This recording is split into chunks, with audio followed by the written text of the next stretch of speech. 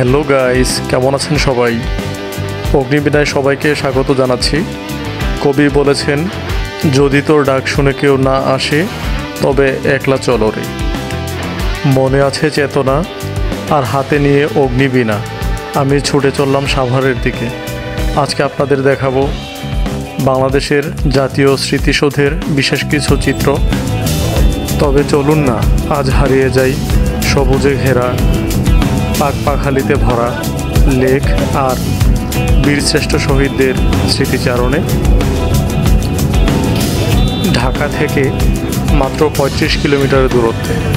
চলুন না সকলে ঘুরে আসি।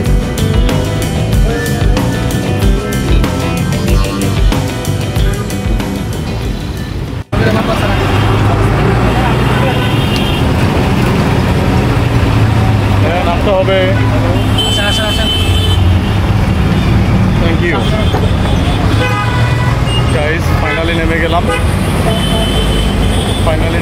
নবীনগরে।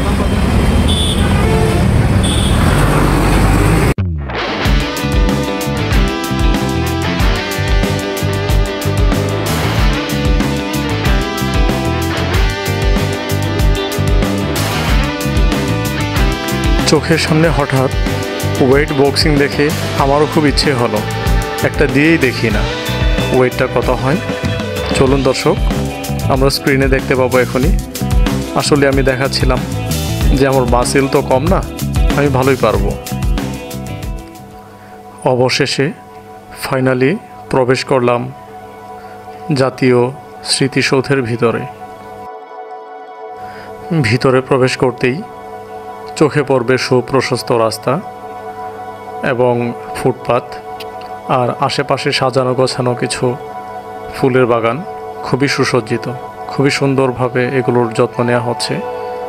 একদম সবুজে ভরে গেছে এই বাগানগুলো। চোখ জুড়ানো, মন ভোলানো এক মায়াবী পরিবেশ।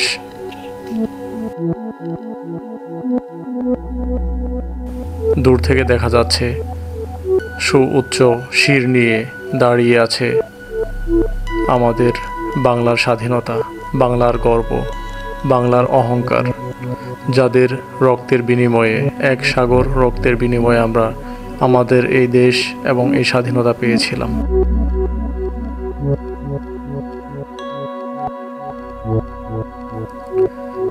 মুক্ত আকাশে উড়ছে স্বাধীন দেশের জাতীয় পতাকা।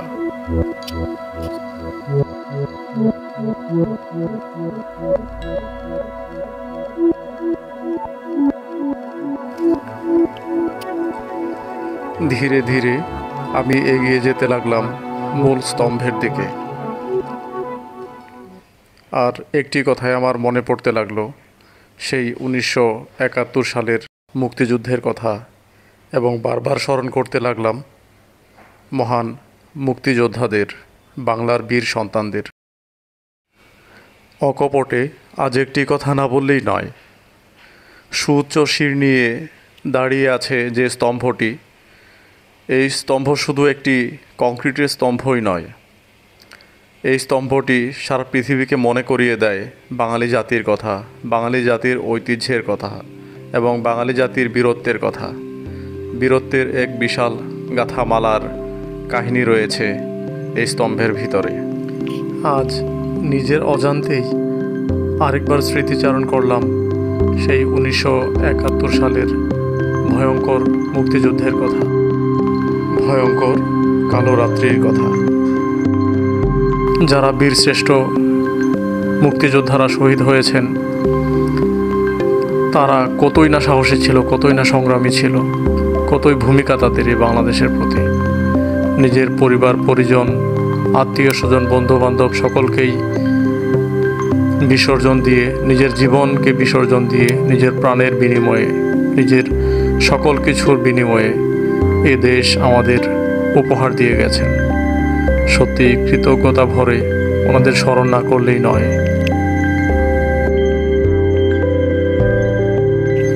বাধাহীন আকাশে পথ করে উঠছে স্বাধীন দেশের পতাকা।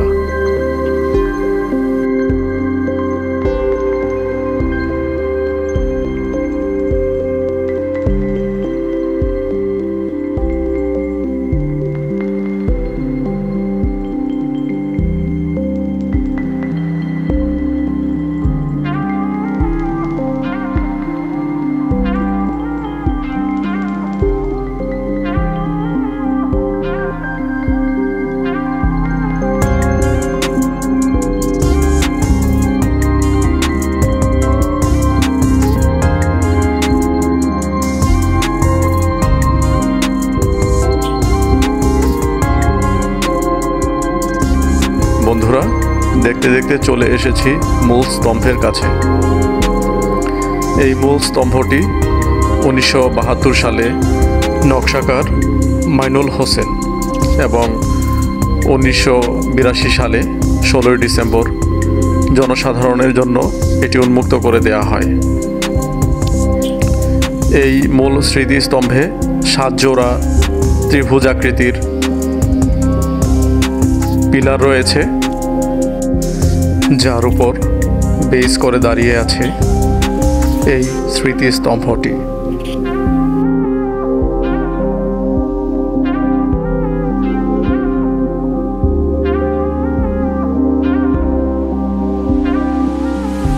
ভিউয়ার্স, আমি দেখতে পাচ্ছি প্রত্যেকেই যারা এখানে দর্শনার্থী হিসেবে এসেছেন প্রত্যেকের পায়ে জুতো নিয়ে শহীদ স্তম্ভে সবাই চলাফেরা করছে। আসলেই আমাদের উচিত এখানে অন্তত জুতো ব্যবহার না করা, শহীদদের প্রতি মন থেকে গভীরভাবে শ্রদ্ধা জ্ঞাপন করা। চলে যাওয়ার আগে আরেকবার শহীদদের স্মরণ করে নিলাম কৃতজ্ঞতা ভরে গানে গানে। এক সাগরে রক্তের বিনিময়ে বাংলার স্বাধীনতা আনলে যারা, আমরা তোমাদের ভুলব না, আমরা তোমাদের ভুলব না। সুধী দর্শক, শহীদ স্মৃতিস্তম্ভকে পিছনে ফেলে আমি চলে এলাম লেকের ধারে। লেকের ধারে পরিবেশটাও খুবই চমৎকার, খুবই মনোরম। এই তপ্ত দুপুরবেলা স্মৃতিস্তম্ভ দেখার পরে মনেই হতে পারে যে লেকের ধারে বসি, কিছুক্ষণ গাছের নিচে বসি, কিছুক্ষণ বসি আর বিশ্রাম নেই এবং দু চোখ বুলিয়ে দেখি আবার সেই অপরূপ সৌন্দর্যকে।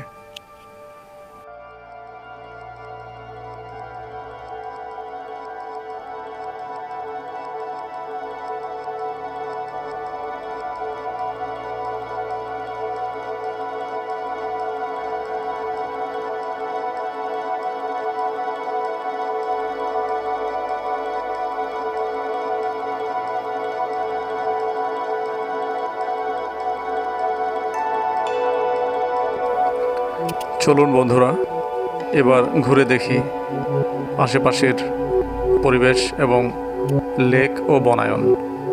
ধীরে ধীরে যাচ্ছি লেকের ধারে। অনেক সাজানো গোছানো পরিপাটি একটি লেক। যারা শহীদ মিনারে বা শহীদ স্তম্ভে ঘুরতে আসেন আপনারা অবশ্যই এই লেকের ধারে আসতে পারেন। ছায়া ঘেরা সুনিবিড় এক শান্ত পরিবেশ।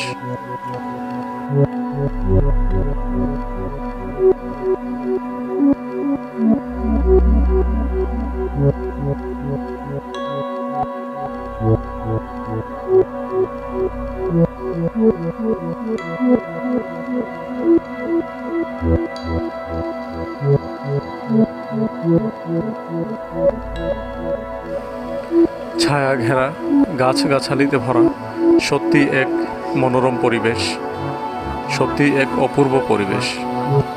এখানে বন্ধু বান্ধব, আত্মীয় স্বজন এবং বহু দূর দূরান্ত থেকে পরিবার পরিজন নিয়ে অনেকেই এসেছেন শহীদ স্মৃতিস্তম্ভে শ্রদ্ধা নিবেদন করতে এবং ঘুরে দেখতে।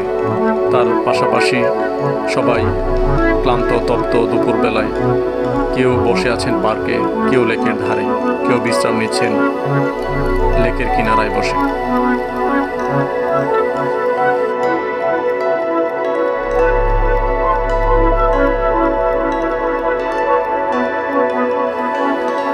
যেদিকেই তাকাই কেবল সবুজ আর সবুজ, যেন সবুজের এক মিলন মেলা বসেছে এই সাভারে।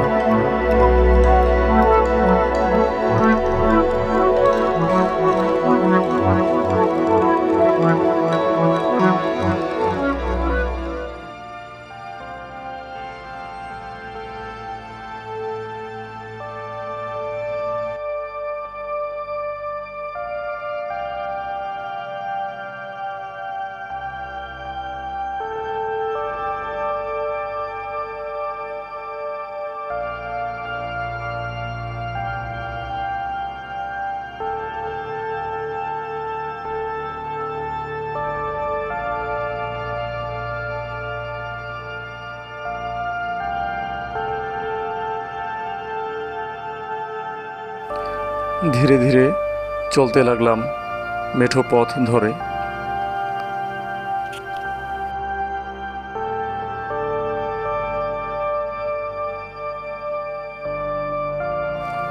সবুজ এই প্রকৃতির মধ্যে মনে হচ্ছিল কিছুক্ষণের জন্য নিজেকে যেন হারিয়ে ফেলেছিলাম। প্রিয় বন্ধুরা, সময় হয়েছে ফিরে যাওয়ার। পাখি তো নীড়ে ফিরবেই, তাই আমারও যাওয়ার সময় হয়ে গেছে। তাই যাওয়ার আগে আবারও মন ভোলানো সেই অপরূপ দৃশ্য আরেকবার চোখ বুলিয়ে নিলাম, দেখে নিলাম বাংলাদেশের জাতীয় স্মৃতিস্তম্ভের সৌন্দর্যকে। প্রিয় দর্শক, দেখতে দেখতে সময় হয়েছে চলে যাওয়ার, তাই চ্যানেলটিকে সাবস্ক্রাইব করে পাশে থাকবেন। ভালো, সুস্থ ও নিরাপদে থাকবেন সবাই। ধন্যবাদ সবাইকে।